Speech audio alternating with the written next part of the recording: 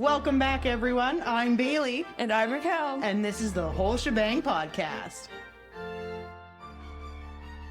Hello, everyone, and welcome back to the Whole Shebang podcast. Today's episode is episode 42, and it's going to be a more Ricky-centered episode. We're going to do a very, very, very brief overview of museum history, which is something I teach my students at the end of the year, usually in our general history course.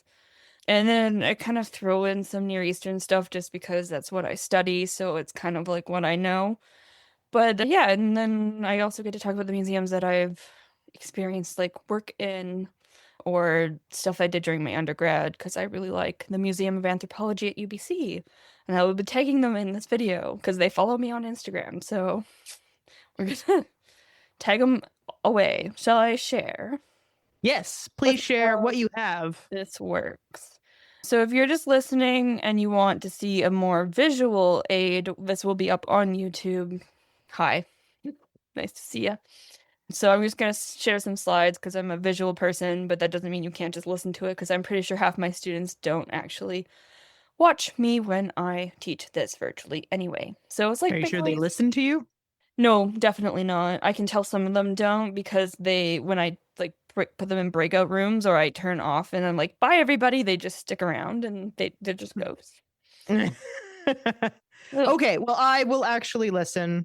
You can contribute too. I want this to be more informal because I don't want to just do all of the talking. Okay, well, if I have questions, I'll ask. Yeah, cool. I like this. We should just call this Raquel teaches Bailey new things. How to get a university education for free. Okay, so let's talk about public history. This is what this comes out of, is a hour-long presentation where we talk about global history. What is global history? What is history? When do we consider history? All of these big questions. I'm not going to force us to get into that now because I'm pretty sure we've talked about that in one of our previous episodes from last year. But typically we consider history as the start of writing. Some people before then. Yeah. You have a question? I remembered the episode where we were talking about history's origin, or what is considered history. I do remember you mentioning that it was the form of writing, but isn't that civilizations? The start of civilizations, like there's different classifications? I think that was the archaeology one where we watched Ancient Apocalypse. It was the one where we were discussing Noah's Ark because they were talking about the floods. Yes. So that was it. So the discipline of history typically starts with writing because we have other disciplines that cover before that. So like archaeology mostly, but there are other things. Some people would consider history at the start of the Big Bang, some when civilization starts, but then the definition of civilization keeps changing, and like as it should, because it is rooted in some less than ideal beliefs from, the colonial era. And when we went around measuring people's heads to determine how smart they were. Yeah. I would be very smart. I have a big head. That doesn't mean your brain size fits. I mean, if it's a flex, I'll go for it. Yeah, okay. So museums start with cabinets of curiosity and collecting. So again, colonial era. This goes pretty much hand in hand with the Europeans looking to conquer new lands. You meet new people, you get new things. I'll talk about some of the things that these cabinets contained. If you're looking at this, there is a very interesting old image. It's a drawing of what one of these would have looked like. And the shelves are packed full of really random objects. And essentially, they would just collect anything and everything. It's a great form of looting also as well. You conquer a place, you loot all their valuable stuff, and then your wealthy benefactors get to keep it. Which is a really unfortunate history, but yet it still happens. So just for fun, because we talk about this in my class, some of the items that are commonly collected, we have preserved animals, taxidermy. This is sort of when the start of taxidermy comes out. Also not real animals, I think. We may have mentioned this, it might be our previous episode actually, when we talk about mermaids. We talk about like Mhm. the monkey fish, yeah. So all those kind of things, but horns and tusks, the biggest one being the narwhal horn is a unicorn horn, right? That's kind of where that conception comes out. Skeletons, we like human remains. Skulls are cool, pieces of skeletons are cool. Rocks and minerals, amethyst, emeralds, rubies, anything sparkly. Sparkly is good. We're like crows. Humans are like crows. Sculptures, Greek sculptures particularly, or Roman sculptures, but anything that, would be considered art. Clockwork, too, is often in these collections. Back then, clockwork was a lot more intricate and fancy than it is today. We did end up getting in my car, but I understand why they would steal clockwork because I like all the internal mechanisms and what it looks like. It just looks super cool and sort of steampunkish, and I like that style. Yeah, very much. Ethnographic specimens from exotic locations. So Canada also counts as an exotic location, FYI. So exotic. So exotic. They But could take the snow. back then, there was no white settlement, so it was considered exotic. And mythical creatures, again, mermaids, narwhals, dragon scales, dinosaur bones, all that kind of fun stuff. Yeah, unicorns. Yeah. We love us a unicorn. Unicorns are so very popular. They are. So then, what do you do when you have all of this stuff? So you're talking hundreds of specimens. I mean, just look at my collection or your collection of things. What do you do with it all? Well, obviously, you build a giant building and you put all your stuff in it, and then you let all your rich, fancy friends come and check it out. And that is the origin of a museum. Interesting. Yeah, it's very controversial, I would say. Like, to do that now would be horrifying. But even still today, there are whole collections named after the people who donated the stuff. Yeah. I mean, I don't know. I think today, grave robbing is frowned upon, but you could get people, like, I could get people to come into my garage if I'm just like, hey, do you want to come and see Greg? And they're like, who's Greg? And I'm like, I don't know. This skeleton I pulled out of the ground last weekend. Do you want to come see him? There was an amazing meme that I saw that was like, how many years before it's no longer grave robbing and you call it archaeology? I think I saw that one too. It's 100 years, by the way. 100 years. Got to look for graves older than 100 years, and then I can call myself an archaeologist and open my own garage museum. Yeah, pretty much. Cool. I know what we're doing this summer. I got a couple of shovels. Let's go. We are not doing that this summer. We are not admitting to crime on the podcast. Yeah, we should edit that out. Premeditated and all that. You're gonna have us like incarcerated for grave robbing. We haven't done it yet. Stop anything yet. This makes our yearly trips to the graveyard look really bad.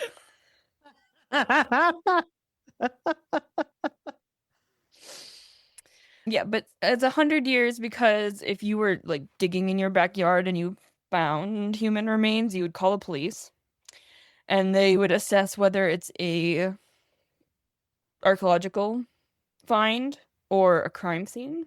And the difference is typically 100 years. So if it's within that 100 years, it's a crime scene. If it's later than the 100 years, then it's considered historic. And then it's archaeology. Yeah. Such a fine line. And if you don't report it, the fines can be pretty nasty, including jail time. That's okay. I will get my $10 fee and I'll be able to pay those fines. What are you in for? Dug up some bodies. No one would mess with you in jail. They're like, what do you mean you took up bodies? And it's like, Call yourself the Undertaker. And they'd be like, the WWE Undertaker? I'm like, no, different kind. The actual kind. So Bailey's going to start a museum in her garage. Anyway, back to museums instead of grave robbing. We'll get there. There's more of that, I promise.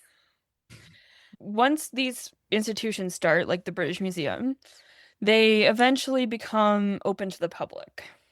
But this isn't just like something that happens overnight. So it does start as like a very elite thing. That's why I don't know if you ever get the air in some museums like the British Museum, we went there, where it's kind of almost snooty to walk around the museum. Like everyone's quiet, you're looking at the things and everyone's like wants to be well dressed, or you have the tourists, and there's just like a different vibe to that kind of place than to like a historic park.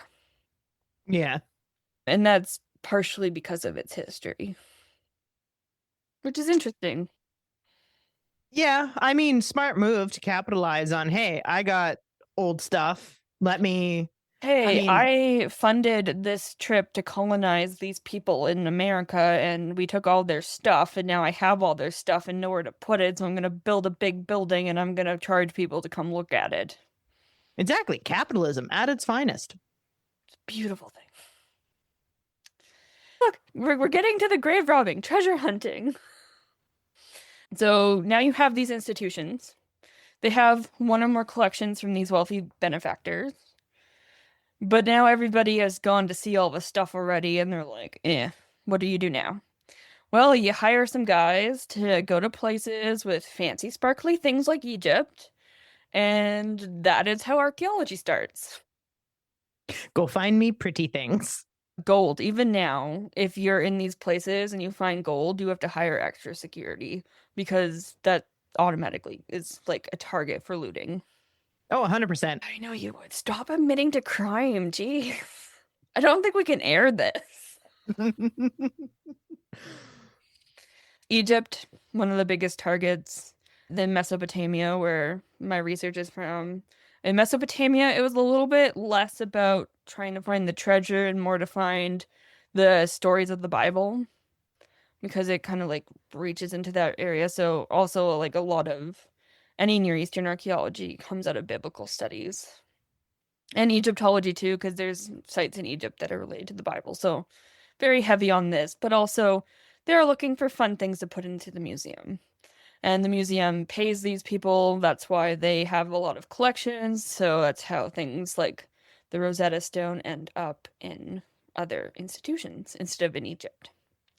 Fun fact, because we're talking about grave robbing, the Victorians were obsessed with mummies, and they would throw mummy unwrapping parties. So you would get all your friends together as a party, and someone would sit there and unwrap the mummy, and mummies are covered in amulets and things. So every time there's a new amulet, one of the party guests would get it. Sometimes you'd draw lots or stuff, and you get to unwrap this dead person's body and get gold out of it. And then afterwards, they would sell off the bits of the mummy, so it became a medicine, but it also was a paint. They would crush human remains and paint their walls with it. And lead and arsenic. And they also used mummies in Egypt as fire fuel to run trains. So yeah, it's kind of morbid and unpleasant, but it's the way it is. Because there's mummies all over Egypt. Like, we're not just talking the ones out of the pyramids, right? Like, that's a lot harder to get to. If you just walk into the desert, there are graves everywhere. Because even poor people, the desert kind of mummifies your body, not quite as well as if you go through the whole mummification process, but it has like a natural preservation to it. So, yeah, dead remains everywhere. And this brings me to talking about Canada and colonialism a little bit. So I did my undergraduate at the University of British Columbia. It's a very, very beautiful campus. If you have a chance, go. I think I dragged you to the Museum of Anthropology, didn't I? You did, actually, because the picture that is being shown of the totems, we were in that area, and I remember seeing them. Yeah, they recently did some renovations on the museum, and they put in special plates and things underneath the museum for earthquake prevention. So if it starts shaking, not everything's going to shatter. Like that whole glass window would have come down on you. But yeah, so here's, if you're looking at this, we have some images of totem poles and a mask from the Nuuchah Nation, which is in like northern western British Columbia. Some of these are obviously totem poles were prize objects to be sent back to Europe. That's how Europe ends up with a whole bunch of poles, but also they're all over Canada, they're everywhere. A little bit harder to move around than some of the things from the ancient Near East, but still a highly sought after object. Mhm. Which brings me to these two gentlemen. I've already talked about one of them on the podcast, but Franz Boas is one of the fathers of anthropology. So he studied the Northwest Coast people of Canada, and he did a lot of ethnographic research on them, which is really interesting. And he's a white guy studying Indigenous culture, the time of colonialism, so as good as he could have been. But a lot of his ethnographic research is what we still use to understand the Indigenous history, which is both useful but also a problem. But he was very interested in preserving the history, not so much erasing it. And he recorded a lot of the speak. So now the Nuuchah, which I'm bringing in because we worked with them in my undergrad, they have a radio station called Nuuchah Radio 1. I'm pretty sure it's still running. And they will play some of his recordings. And that's sort of how they've been revitalizing their language. Okay. It is really cool. So they do it on the radio, as they use radio as a means to revitalize language, the Nuuchah language. And it's really interesting because they'll have like segments where you just practice learning words, or they'll have a whole segment spoken in their language just to try to keep it up. They also have bingo nights, or they did. And that was kind of fun. Yeah, it was really cool. So my undergrad class, a museum studies like curatorship course, we curated an exhibit on the radio station, and we had to interview all the people involved, and it was very interesting. I had a very lovely chat with one of the gentlemen who helped start the radio. He reminded me so much of my uncle, like total bushman. I couldn't reach him because he was out hunting, and I had to contact his sister, who had to go and knock on his door and nag him to answer my phone calls. It was pretty great, but yeah, he was super nice, and we met a lot of them, and they're very nice people, and their station's really, really cool. I'm definitely going to go check that out. Such a clever way to start revitalizing your language, because, in order to learn any language, you need to keep up with the practice. Yeah. And not only that, but I know when I tried to study and would still like to study Japanese, a lot of it is audio to hear how the dialect is actually spoken, and it will help you pronounce it the way it was meant to. So listening to audiobooks or podcasts or radio stations in the language that you're looking to study is a great way to study it. Mm-hmm. It's also because they're playing the historic recordings, they're literally listening to their great grandparents, their great great grandparents singing and speaking their language, which our country kind of forced out of them and did a whole bunch of really horrible things to prevent them from being able to practice those things. So I think it's a really great way to reclaim that. Oh, 100%. I wish it was done for more of the Indigenous cultures around Canada. Yeah, I think it's really interesting. And BC is a different situation to most of Canada. Not a lot of people actually know this, but in Canada, the Indigenous people signed treaties over for the land. And so, like in Ontario, a lot of our land is like treaty territory. In BC, none of the Indigenous groups signed treaties, which quite literally means that they never signed over the land, and the Canadian government is on land that they do not own at all, have ever owned, which is why like we get news stories about like the pipeline and things like that. A lot of people know this, so they get angry about the things they see in the news, but the news kind of glosses over that even now. And once you actually know, because you live there, you find out very quickly, like, oh, I am quite literally not just on stolen land, but illegally stolen land. Like, there's nothing, there's no paperwork, there's nothing there. Like, it's still bad here. It's even worse there. But, like, even UBC is on Musqueam territory, so they try to incorporate the language a lot more. And there's a lot of, I've had professors, start lectures with discussing, doing land acknowledgements and things like that, which I don't get here at all. We have started at certain productions, like even at the college, they will do land acknowledgements now. It's becoming more of a thing here now, but when I was in Vancouver, which was almost a decade ago, that was just common practice already. I will say the town that we're from is very behind in the times. We're probably about 10 to 15 years behind. Yeah. So it's a start. Anyway, we talked about Leonard Woolley before, but here he is looking dapper. He was an archaeologist in the ancient Near East in the early 1900s. We talked about the Royal Cemetery. I'm going to show the Royal Cemetery again because I'm obsessed with it, and Bailey's probably getting sick of it. But yeah, so I brought him in because he really starts scientific practice in archaeology, and he's funded by the British Museum and sometimes the University of Pennsylvania. Also, the University of Chicago has a lot of excavations going on at this time, but you can kind of get the idea, like they're doing these excavations for objects for the museum, which is not always ideal, but Leonard Woolley was very obsessed with the history. He loved it. And you can tell by the way he writes. He really wants people to understand the past, which is interesting, especially for his time period. Yeah, again, excavations at Ore. I love showing my students this because it's so dramatic.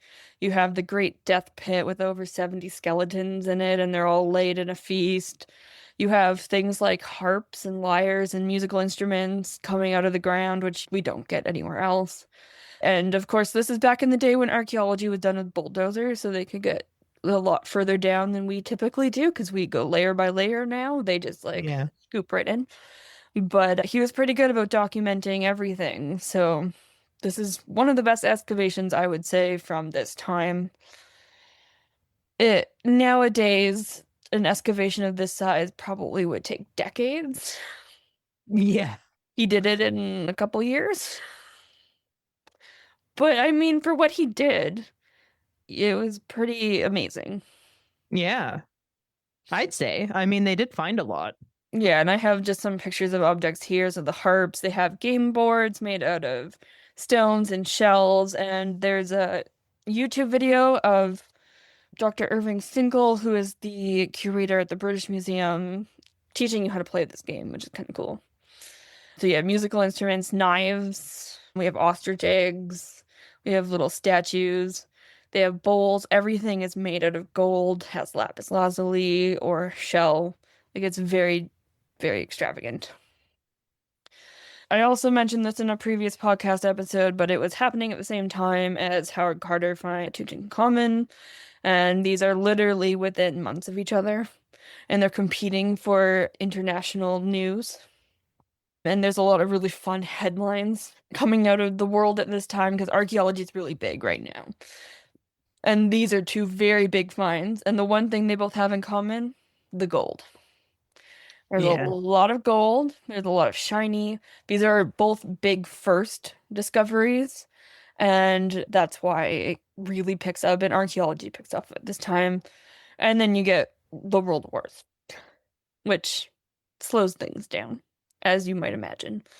Just a little bit. I mean, we could also go into Nazi looting history and talk about Nazis taking objects, but I avoid that in my class because I'm already throwing colonization at you.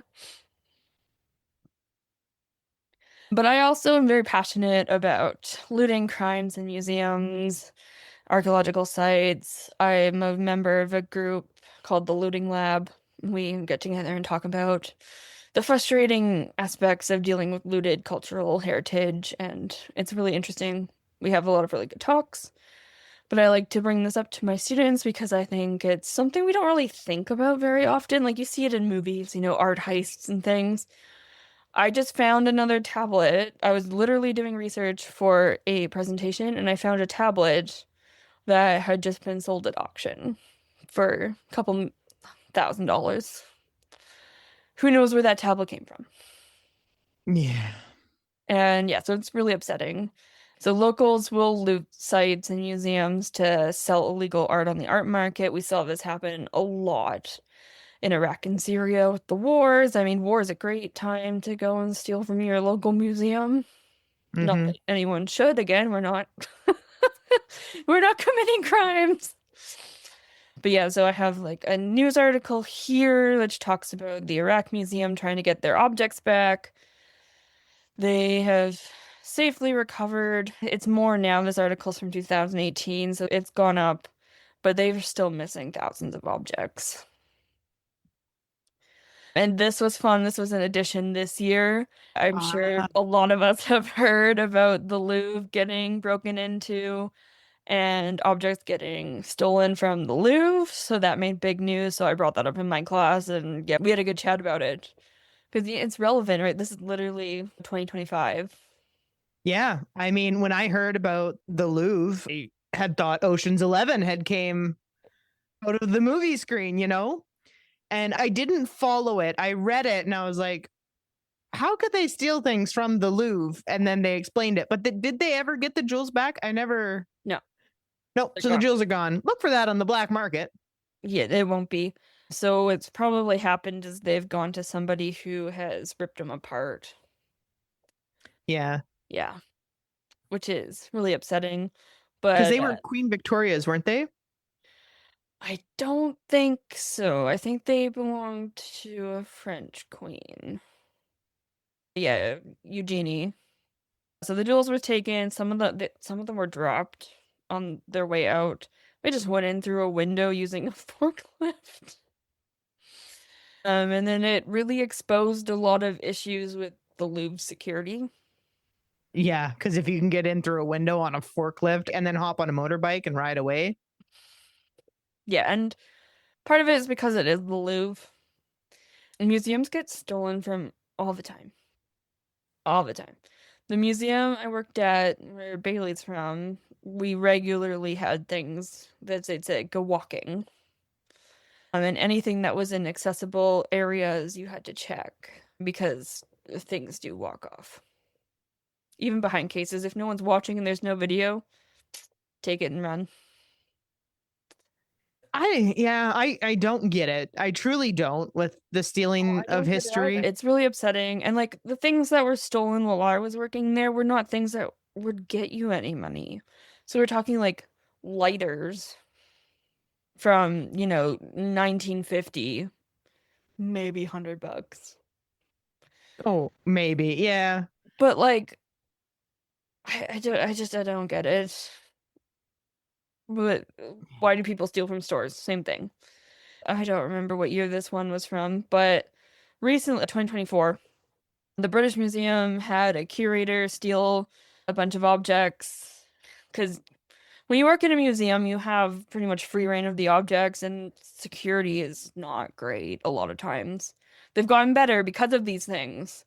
So now, even when I go to the museums here, my bag is opted to be searched, and I have to sign in, and there's security guards everywhere, and I have to be escorted by someone who works there. But when the person who works there is selling the objects on eBay, you have a very serious issue, and that's what happened here. Was this curator was selling Greek, I believe it was Greek or Roman objects, and someone else who worked there said, "Huh, those are from our collection." And it became a huge investigation, and the director had to step down. So it's not just the people visiting the museums or looters during times of conflict, it is quite literally also the people who work there. And so just some little facts here. In the 1900s, it's common for archaeologists to take from the sites that they were excavating. So if I had an excavation and Bailey was coming to visit me, I would give her something as a souvenir and I wouldn't document it. And then 100 years later, Bailey's, say, grandchildren are going to donate that object to a museum, and then some poor researcher like me is going to be stuck with 500 objects that come from so-and-so's cupboard. Real useful, great provenance. A lot of these objects find their way into private collections or museums or auction houses, and there's kind of like this universal understanding that if it's been documented or like excavated after 1970, then it should have proper provenance. But if it's before that, You're free to do with it as you please. I don't Mm, like that. I don't like that. It should just all be a problem. yeah. But it's really hard to monitor, and these things, we're talking sometimes the small little tiny objects that are maybe a couple centimeters big. Or, Yeah. I mean, a clay tablet, which sells for a lot of money on the art market, is the size of your palm. It's very easy just to scoop up and walk away with. So that's part of the reason why our excavations are very heavily monitored now. You have to write everything down because this happens so much. And yeah, hey, my friend, here, take a souvenir. Now I don't know where it came from or what its purpose was, and it really removes a lot of the information I can get out of it. Yeah. But that's the unfortunate way things come to us. This one's a Canadian example that I brought up. So there was the Hudson's Bay Company, their like store kind of went out. Did you see anything about this, Bailey? I did see that the Hudson's Bay Company sold, didn't Mhm. they? Yes. So when they sold, they had this royal charter, which was one of the original from Britain giving them permission to sell from Canada. And it was placed on auction for $18 million. The last time I checked about this, several museums and institutions in Canada were pooling their money together to buy the object. I don't know what the result was. I'm hoping they did. But they actually, some museums took the Hudson's Bay to court over this because they said this is a piece of Canadian history that cannot be sold to a private collection. And Yeah. Hudson's Bay said, no, we can do with it as we please, it's ours, and the court approved them to sell it. Correct me if I'm wrong. The Hudson's Bay Company went bankrupt, Mhm. and that is why they had to sell. So, from a bankrupt point of view, it's let's sell this thing that could take care of our debts. But at the same time, you do wish that they would have given it to a museum because that is a pivotal piece of Canadian history. I think part of the plan was to sell it to a museum, but $18 million for a Canadian museum, especially to buy something, that's not normal. Like, unless they have a really enthusiastic donor. Museums are non-for-profit organizations. They don't have a lot of money. Like, even the really big ones, they're pretty poor. So to pay 18 million for one object, that's a lot. Yeah. So I don't know what the outcome of this was. I mean, we can go look it up later. But yeah, this was happening in November 2025. A little interesting bit of current Canadian history that I like to bring up. And then I try to make sure my students are all completely discouraged about museums and collecting because it's not all bad. And there are new collecting processes. I am showing on the screen here a picture of the Museum of Anthropology website where they document everything. Go check it out. It's really cool. Very interactive. I love their website. It's probably my favorite museum website that I've seen, and I've been through all. But also, like, if I go and donate an object that I owned to a museum, that's not really controversial, right? It's just whatever, I'm donating it. And there are a lot of museums that have collections like that. And that's great, right? You know where it's from, you know what it did, you know its purpose.